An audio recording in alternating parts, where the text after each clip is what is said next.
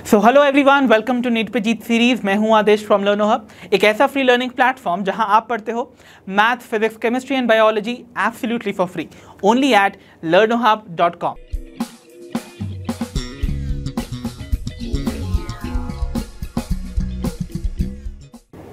तो बच्चों, आज के सेशन में मैं आपके लिए लेकर आया हूं the previous year questions from the chapter microbes and human welfare. अब ये चैप्टर से एग्जामिनेशन में कैसे क्वेश्चंस पूछे जाते हैं नीट एग्जाम में, we'll try to figure it out. So without wasting much of your precious time, let's get started.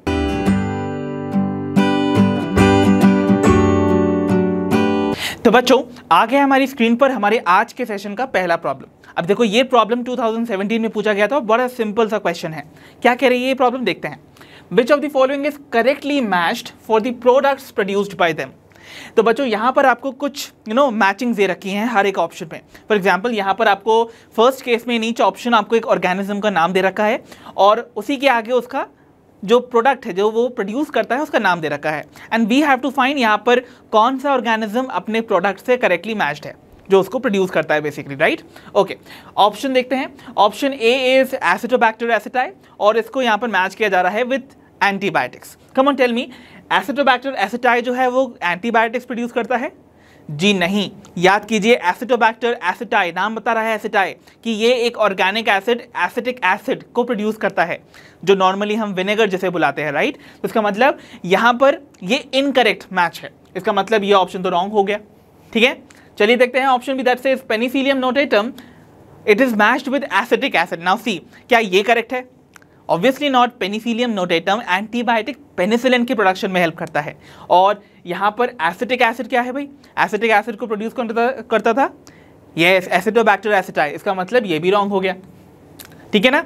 Okay, then मेथानोबैक्टीरियम को मैच किया गया है with lactic acid. Come on tell me, क्या ये करेक्ट है?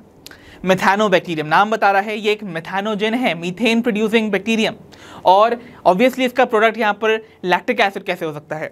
इसका मतलब ये भी रॉन्ग हो गया। लैक्टिक एसिड को प्रोड्यूस करता था लैक्टोबैसिलस, याद है आप सभी को? तो लैक्टोबैसिलस एसिडोफिलस नाम का जो आपको बैक्टीरियम देखने को मिलेगा, जैसे हम लैक्टिक एसिड बैक्टीरिया भी बुलाते हैं, वो प्रोड्यूस करता है लैक्टिक एसिड को, ठीक है, जो कि लैक्टिक एसिड फर्मेंटेशन कॉज करता है। ओके, तो इसका मतलब ये तीन तो गलत हो ही गए। लास्ट वाला ऑप्शन ऑब्वियसली करेक्ट होने वाला है, जहां पर बोला जा रहा है सैक्रोमाइसिस सेरिवेसिए को मैच किया गया है with ethanol. Is this correct? Definitely yes. Saccharomyces cerevisiae क्या है एक्चुअली में? बेकर्स यीस्ट, और बेकर्स यीस्ट क्या करता है? Alcoholic fermentation. अल्कोहलिक फर्मेंटेशन करेगा तो इसका मतलब उसका जो प्रोडक्ट होगा that is going to be an alcohol, जो कि इथेनॉल होगा, इथाइल अल्कोहल, राइट। इसका मतलब ये हमारा करेक्ट आंसर है। ओके, तो यहाँ पर याद रखिएगा, बेकर्स यीस्ट जैसे हम ब्रूइंग इंडस्ट्री में इस्तेमाल करते हैं ब्रेड्स वगैरह बनाने के लिए, केक्स बनाने के लिए, it is going to be producing ethanol और ethyl alcohol which is going to be produced by this baker's yeast और दी सैक्रोमाइसिस सेरिवेसी। इसीलिए करेक्ट आंसर हमारा ऑप्शन डी होगा इन दिस केस। तो आइए बच्चों, देखते हैं प्रॉब्लम नंबर 2 को। अब देखो ये क्वेश्चन हमसे क्या बोल रहा है। The question says which of the following in the sewage treatment removes suspended solids. तो बच्चों, आपके सूवेज ट्रीटमेंट के किस स्टेप में सॉलिड सस्पेंडेड पार्टिकल्स का रिमूवल होता है? ओके, ऑप्शंस हैं, option A secondary treatment, option B tertiary treatment, option C primary treatment, या option D sludge treatment. Come on, which is going to be the right answer? जल्दी से सोचो, बड़ा ही simple सा क्वेश्चन है और आप सभी ने सूवेज ट्रीटमेंट पढ़ा है तो याद आ रहा है। Physical removal of the suspended solid particles कहाँ होता था? पहले ही स्टेप में होता था, याद है। और ये सब होता था फिल्ट्रेशन स्लिट्स की मदद से, और वो फर्स्ट स्टेप कहलाता था द प्राइमरी ट्रीटमेंट। तो प्राइमरी ट्रीटमेंट फिजिकल ट्रीटमेंट था, राइट, जहां पर किसी माइक्रोब का इस्तेमाल नहीं हो रहा है, बल्कि यहां पर जो भी सस्पेंडेड पार्टिकल्स हैं सूवेज में उसको पहले तो फिजिकली रिमूव कर दिया जा रहा है, ओके, ताकि आगे सूवेज का ट्रीटमेंट हो सके बायोलॉजिकली। तो इसका मतलब यहां पर जो करेक्ट आंसर होना चाहिए that is primary treatment. Okay, तो जल्दी से मैं एक बार आपको थोड़ा सा वही पोर्शन दिखा देता हूं ताकि आपको याद आ जाए वो पूरी प्रोसेस। तो देखो, याद करो, इमेजिन कर लेते हैं हमारा ये मैंने वो टैंक बना दिया है जिसमें कि हमारा सूवेज इनिशियली एंटर करेगा फॉर प्राइमरी ट्रीटमेंट, राइट। और इस टैंक के ऊपर आपको यहां पर ऐसी फिल्ट्रेशन स्लिट्स देखने को मिलेंगी, राइट। और जब भी यहां पर सूवेज डाला जाएगा तो सूवेज में से जो भी सॉलिड पार्टिकल्स है जो कि इस फिल्ट्रेशन जो स्लिट के पोर्स हैं उससे बड़े हैं वो यहाँ पर इकट्ठे हो जाएंगे इस तरीके से। तो they are going to get collected like this. तो they are going to be prevented from entering into this chamber, right. और उसके बाद जो भी सूएज आ रहा है, लेट्स सपोज मैंने यहाँ पर सूएज बना भी देना है ऐसे, ये हमारा सूएज है और इस सूएज में भी कुछ जो पार्टिकल्स हैं उनको कुछ देर के लिए ऐसे ही स्टैंड करने के लिए छोड़ दिया जाएगा। तो एज सच जो भी सेडिमेंट्स होंगे जो कि सस्पेंडेड होंगे वो भी नीचे सेटल कर जाएंगे, ठीक है। तो यहाँ पर भी आपको क्या देखने को मिलेगा, कुछ सेडिमेंट्स भी नीचे की तरफ इस तरीके से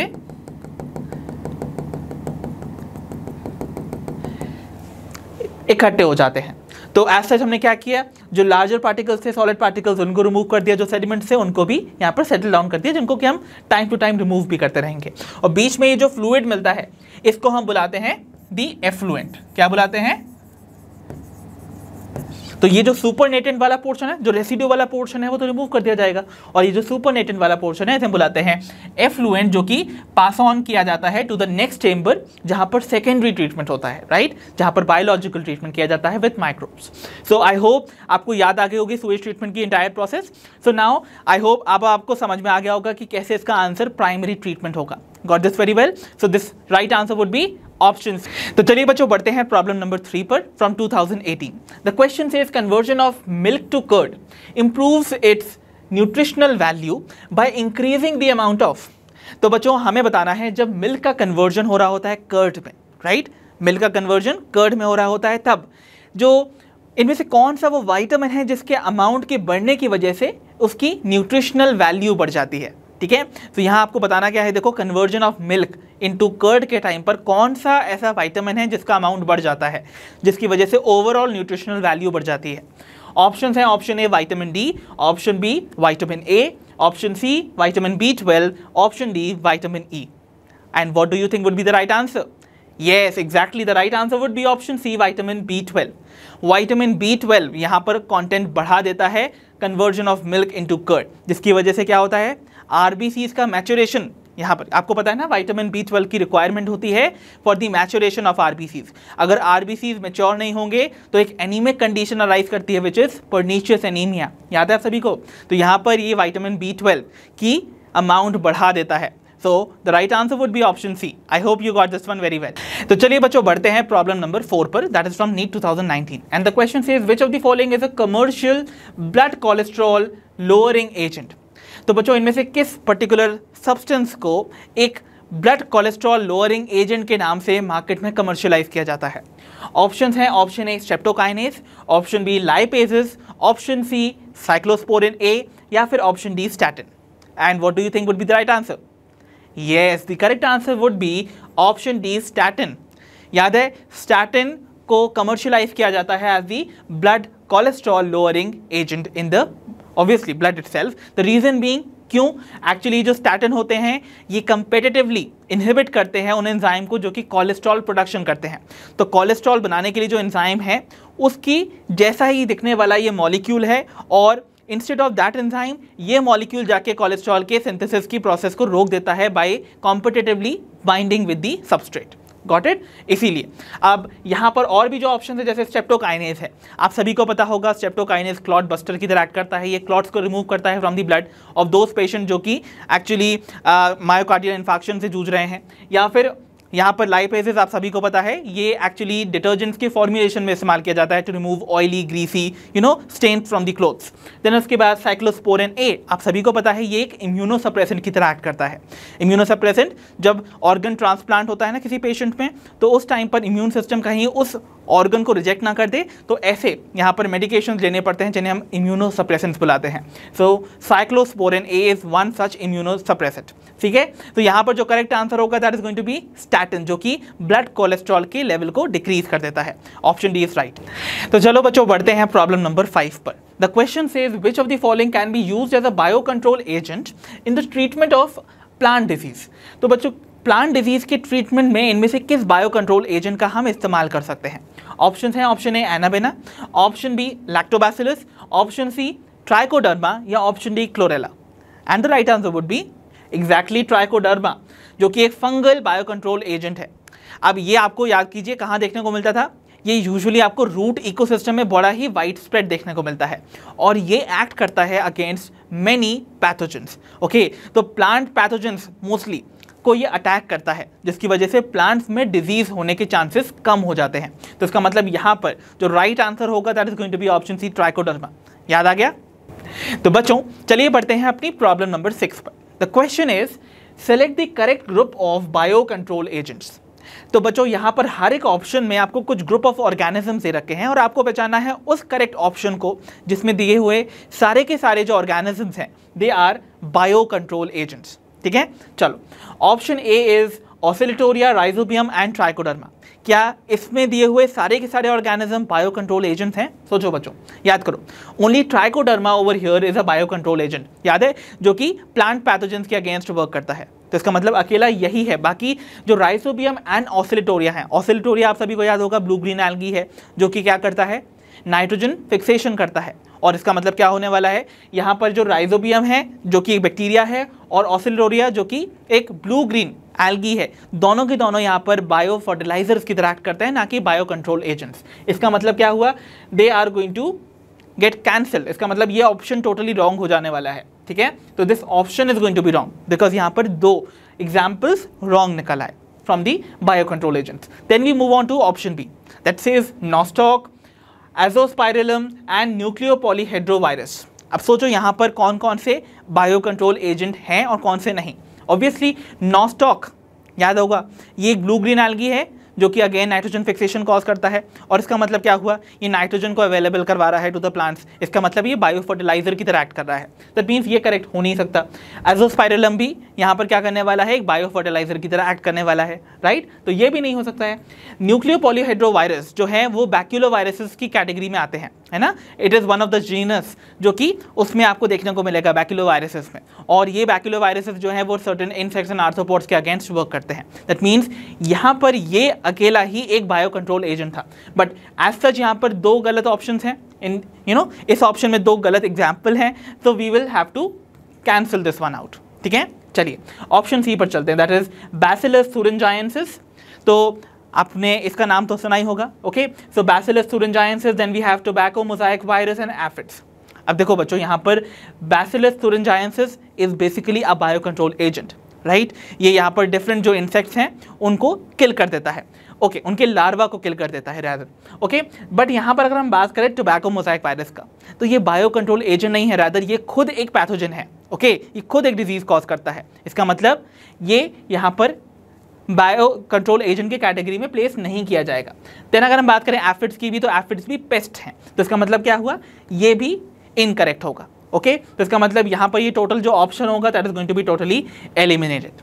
finally we are left with option D. अब देखो यहाँ पर ट्राइकोडर्मा पहला आया, याद है, बायो कंट्रोल एजेंट फंगल है, ये फंगस है, और ये फंगल जो बायो कंट्रोल एजेंट है ये प्लांट पैथोजेंस पे एक्ट करता है।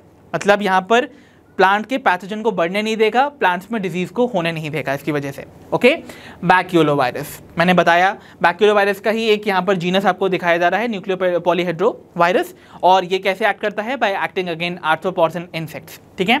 और बैसिलस thuringiensis के बारे में भी मैंने अभी आपको बताया था कि कैसे ये इंसेक्ट्स के लार्वे को यहाँ पर किल कर देते हैं by producing a protein which is called the cry protein, ठीक है। तो इसका मतलब क्या होता है, ये वाले जो तीनों के तीनों आपको ऑर्गेनिज्म दे रखे हैं ना ऑप्शन डी में, they are all correct examples of bio control agent, hence the right answer would be option D in this case. I hope you got. तो चलो बच्चों बढ़ते हैं प्रॉब्लम नंबर 7 पर, जो कि match the following type question है। देखिए ये क्वेश्चन आपसे क्या बोल रहा है, match the following organisms with their products they produce, ठीक है। तो बच्चों आपको यहाँ पर गिवन ऑर्गेनिजम्स को उनके जो प्रोडक्ट्स हैं उससे मैच करवाना है, ठीक है। तो यहाँ पर आपको 2 कॉलम्स दे रखे हैं, इनके आइटम्स को करेक्टली मैच कीजिए, फाइंड कीजिए राइट आंसर को from the options given below. चलिए first one we have is Lactobacillus, ठीक है, जिसे हम लैक्टिक एसिड बैक्टीरिया भी बुलाते हैं, राइट, ओके। अब देखो ये जो लैक्टोबैसिलस है वो इनमें से किस प्रोडक्ट को फॉर्म करता है। यहाँ पर ऑप्शन है आपके पास cheese, curd, citric acid, bread and acetic acid. सोचो exactly Lactobacillus is used in the production of curd, right. तो कर्ड के प्रोडक्शन में इसका इस्तेमाल होता था, हमने पढ़ा था, याद है। तो इसका मतलब ए यहाँ पर सेकंड से मैच करेगा। तो देखो ए सेकंड से कहाँ मैच कर रहा है, ऑप्शन सी में और डी में। इसका मतलब option A and option B यहाँ पर इनकरेक्ट हो गए, राइट।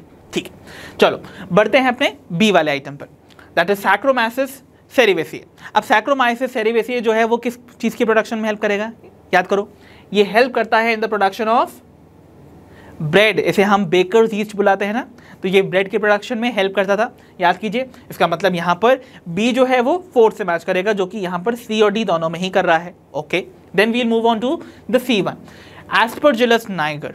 अब सोचो, एस्परजिलस नाइगर या एस्परजिलस नाइजर भी आप बुला सकते हो।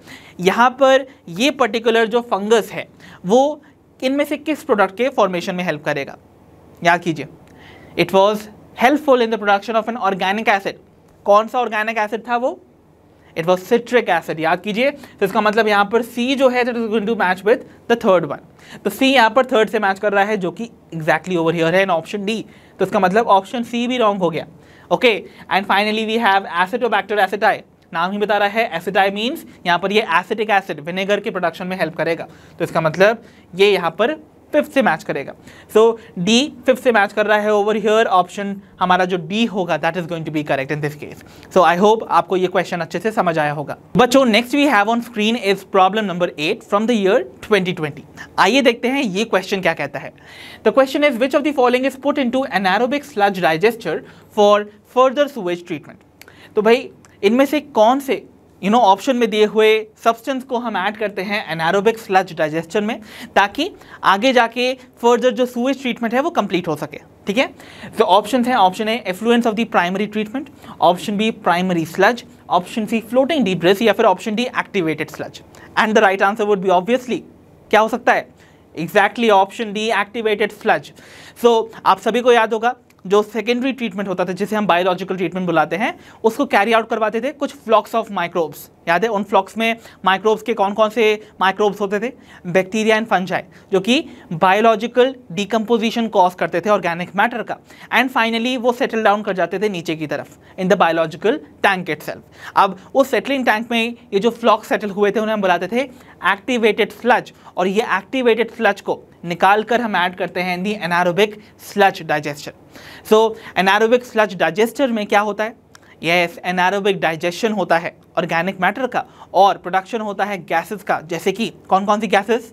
Exactly methane, hydrogen sulphide, hydrogen जो कि एक्चुअली कॉम्पोजिशन है ऑफ द बायोगैस, जिसको कि हम एनर्जी सोर्स की तरह इस्तेमाल करते हैं। तो इसका मतलब जो राइट आंसर होगा over here would be option D, activated sludge. I hope आपको ये क्वेश्चन समझ आया होगा। तो बच्चों, अब हमारी स्क्रीन पर प्रेजेंट है प्रॉब्लम नंबर 9, जो कि match the following type question है। अब यहाँ पर आपको 2 कॉलम दे रखे हैं, कॉलम 1 एंड कॉलम 2, जिनके आइटम्स को आपको करेक्टली मैच करना है और फाइंड करना है the correct answer from the options given below. Right, चलो कॉलम 1 में आपको कुछ लिस्ट ऑफ ऑर्गेनिज्म दे रखे हैं, ओके, जो कि हमारे लिए यूजफुल हैं। एंड कॉलम 2 में उनके वो प्रोडक्ट्स हैं जिसको वो फॉर्म करते हैं, जो हमारे लिए यूजफुल होते हैं। राइट, सो कॉलम 1 के ऑर्गेनिज्म को उन्हीं के द्वारा प्रोड्यूस जो भी प्रोडक्ट्स हैं उनसे मैच करवाना है करेक्टली। ठीक है, चलो बात करते हैं पहले आइटम की, पहले ऑर्गेनिज्म की, विच इज क्लॉस्ट्रीडियम ब्यूटाइलिकम। अब क्लॉस्ट्रीडियम ब्यूटाइलिकम नाम ही बता रहा है ये किस पर्टिकुलर चीज को प्रोड्यूस करता होगा। सोचो, दिख ही रहा है आपको ब्यूटाइरिक एसिड, जो कि ऑर्गेनिक एसिड है। इसका मतलब यहाँ पर ए मैच करना चाहिए with the second one. So A second से कहाँ मैच कर रहा है? देखो, ए सेकंड से मैच कर रहा है ऑप्शन डी में ही। इसका मतलब बाकी के जो 3 ऑप्शन हैं they are all wrong. Exactly, तो चलो ऑप्शन डी जो हमने प्रेडिक्ट किया है कि करेक्ट आंसर है, उसके सारे ऑप्शंस को वेरीफाई कर लेते हैं, सारे ही मैचिंग्स को वेरीफाई करते हैं। Next we have is trichoderma polysporum. अब याद करो, ट्राइकोडर्मा पॉलीस्पोरम जो कि एक फंगस है, ये प्रोड्यूस करता था एक immunosuppressant which is called cyclosporin A. तो यहाँ पर ये मैच करना चाहिए विद द फर्स्ट आइटम, करना चाहिए कि नहीं? तो इसका मतलब बी यहाँ पर फर्स्ट से मैच कर रहा है, एग्जैक्टली कर रहा है। ठीक है, मोनास्कस पर्प्यूरियस जो कि एक यीस्ट है, याद करो ये प्रोड्यूस करता था स्टैटिन को, जो कि कमर्शियलाइज किया जाता है as yes the blood cholesterol lowering agent के तौर पर। तो इसका मतलब क्या हुआ? सी यहाँ पर आपका 4 से मैच कर रहा है, जो कि यहाँ पर एग्जैक्टली हो रहा है। And lastly we have aspergillus niger और नाइगर, तो ये ऑर्गेनिक एसिड सिट्रिक एसिड को प्रोड्यूस करता है। ओके, सो डी यहाँ पर 3rd से मैच करना चाहिए, जो कि यहाँ पर है। तो राइट आंसर क्या हुआ हमारा? Option D. आई होप आपको ये क्वेश्चन इजीली समझ आ गया होगा। तो चलिए बच्चों बढ़ते हैं अपनी प्रॉब्लम नंबर 10 पर, जो कि है फ्रॉम नीट 2021। अब देखो ये question match the following type है। यहाँ पर लिस्ट 1 के आइटम्स को आपको लिस्ट 2 से मैच करना है एंड फाइंड करना है the right answer from the options given below. चलो, लिस्ट 1 में you have a list of all the organisms, और लिस्ट 2 में आपको कुछ ऑर्गेनिक एसिड्स के नाम दे रखे हैं। अब दिए हुए इन ऑर्गेनिक एसिड्स को उनको प्रोड्यूस करने वाले ऑर्गेनिज्म से आपको करेक्टली मैच करना है। Got it? चलो, first we have is Aspergillus niger और नाइगर। सो एस्परजिलस नाइगर जो है वो एक फंगस है जो कि प्रोड्यूस करता है सिट्रिक एसिड को, याद है ना? सो ए यहाँ पर मैच करना चाहिए with the third one. Exactly, so A third से कहाँ मैच कर रहा है? ओनली ऑप्शन बी में। सो इसका मतलब option A, option C and D would be all wrong. मतलब हमारा ऑप्शन बी ही करेक्ट होना चाहिए। सो लेट्स वेरीफाई कि ऑप्शन बी करेक्ट है कि नहीं by matching the other options. तो यहाँ देखते हैं, एसिडोबैक्टर एसिटाई, नाम बता रहा है aceti, that means it produces acidic acid. तो इसका मतलब यहाँ पर बी फर्स्ट से मैच करना चाहिए, जो कि कर रहा है, right? Then we have clostridium butylicum, जो कि ब्यूटारिक एसिड प्रोड्यूस करता था। तो इसका मतलब क्या हुआ? सी यहाँ पर 4 से मैच करना चाहिए। सो सी 4 से मैच कर भी रहा है। And last we have is lactobacillus, जो कि लैक्टिक एसिड प्रोड्यूस करेगा। तो इसका मतलब यहाँ पर डी सेकंड से मैच कर रहा है। तो देखो, all are correct over here. इसका मतलब हमारा करेक्ट आंसर ऑप्शन बी ही है। So the right answer is option B. I hope you got this one very well. तो बच्चों, अब हम पहुंच गए हमारे आज के सेशन के लास्ट प्रॉब्लम की ओर, which is problem number 11, that is from the year 2022। And sadly 2023 में इस साल इस चैप्टर से कोई भी क्वेश्चन नहीं पूछा गया, ना ही नीट 2023 में, ना ही नीट 2023 मणिपुर में, राइट? तो यहाँ पर जल्दी से देखते हैं इस क्वेश्चन में हमसे क्या बोला जा रहा है। So we are asked to identify the microorganism which is responsible for the production of an immunosuppressive molecule cyclosporin A. So एक immunosuppressive molecule जिसे हम cyclosporin A बुलाते हैं, उसके प्रोडक्शन में इनमें से किस माइक्रो ऑर्गेनिज्म का रोल होता है? So देखो, ऑप्शन है, option A trichoderma polysporum, option B clostridium butylicum, option C aspergillus niger, option D streptococcus cerevisiae. And the right answer would be obviously trichoderma polysporum, जो कि एक फंगस है। तो ये जो पर्टिकुलर फंगस है ये एक्चुअली प्रोड्यूस करता है the immunosuppressive agent which is cyclosporin A, जो कि यूजुअली ट्रांसप्लांट वाले जो पेशेंट्स होते हैं उनमें उनको कंज्यूम करना पड़ता है ताकि उनका इम्यून सिस्टम जो है वो ग्राफ्ट को रिजेक्ट ना करते। तो the right answer would be option A. तो बच्चों, इसी के साथ फिनिश होता है हमारे PYQs from the chapter microbes in human welfare. I hope इस चैप्टर के सारे PYQs आपको इजीली सॉल्व हो गए होंगे। अब हम मिलेंगे अपनी नेक्स्ट वीडियो में। अंटिल देन आप अपना ध्यान रखिए, पढ़ते रहिए, और जैसा कि आप सभी जानते हो, लर्नो हब मतलब फ्री है पर बेस्ट है।